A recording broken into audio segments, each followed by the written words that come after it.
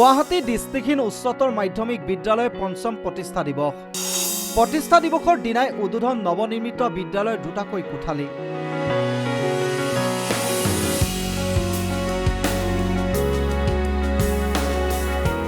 প্ৰতিবন্ধকতা নেওচি আশাৰ সপোন দেখা এওঁলোক সদায় সমাজৰ পৰা অৱহেলিত হৈ থকাৰ অভিযোগ প্ৰায় শুনা যায়।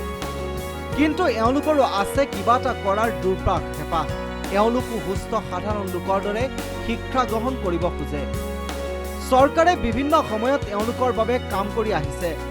বিদ্যালয়খন প্ৰতিষ্ঠা কালৰে পৰা বিদ্যালয়খনৰ বহু শিক্ষাৰ্থীয়ে উন্নত শিক্ষা লাভ কৰিবলৈ সক্ষম হৈছে।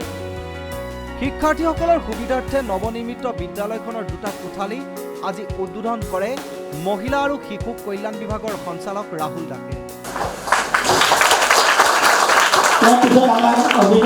নৱনিৰ্মিত বিদ্যালয়খনৰ উদ্বোধন কৰা দুটা কোঠালিয়ে আগন্তুক সময়ত শিক্ষাৰ্থীসকলক যথেষ্ট সহায় কৰিব। শ্ৰেণীকোঠাৰ অভাৱ হৈছে, শ্ৰেণীকোঠা হিচাপে নাই, এনে ছাত্ৰ ছাত্ৰীবিলাক ইয়াতে থাকে।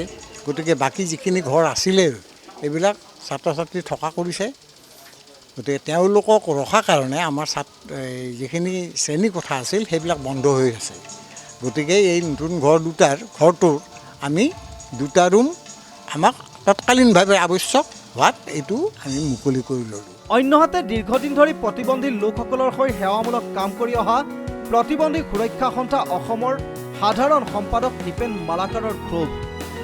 দেশত প্ৰতিবন্ধকতা কিয় বৃদ্ধি পাইছে সেয়া তথ্য সহকাৰে কেন্দ্ৰীয় মন্ত্ৰীয়ে সদনত ব্যাখ্যা কৰিছিল। তাৰ পাছতো ৰাজ্য চৰকাৰৰ লগতে বিভাগীয় কৰ্তৃপক্ষই কমিছনৰ অংকতে নিম্নমানৰ খাদ্যৰ যোগান ধৰা, একাংশত ঠিকাদাৰৰ জৰিয়তে পুষ্টিকৰ খাদ্য যোগান ধৰা গুৰুতৰ অভিযোগ উত্থাপন কৰিছে, যাৰ পৰিণতিত ৰাজ্যত প্ৰতিবন্ধী বহু লোকৰ সৃষ্টি হোৱাৰ সম্ভাৱনা আছে। যে অসমত 42% মানুহ খাদ্যৰ অভাৱত পুষ্টিহীনতাত ভুগিছে। আপোনালোকেও জানে যে পুষ্টিহীনতাত ভোগাৰ ফলস্বৰূপেও বহুত শিশুৱে ডিজেবিলিটি অৰ্থাৎ দিব্যাংগ বা প্ৰতিবন্ধকতাক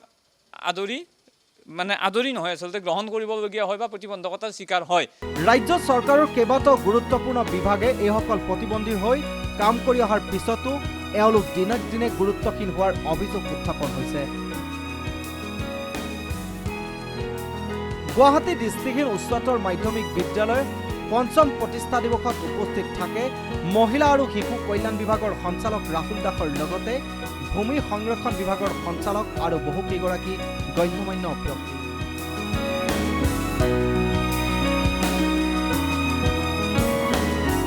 news desk report, the news plus.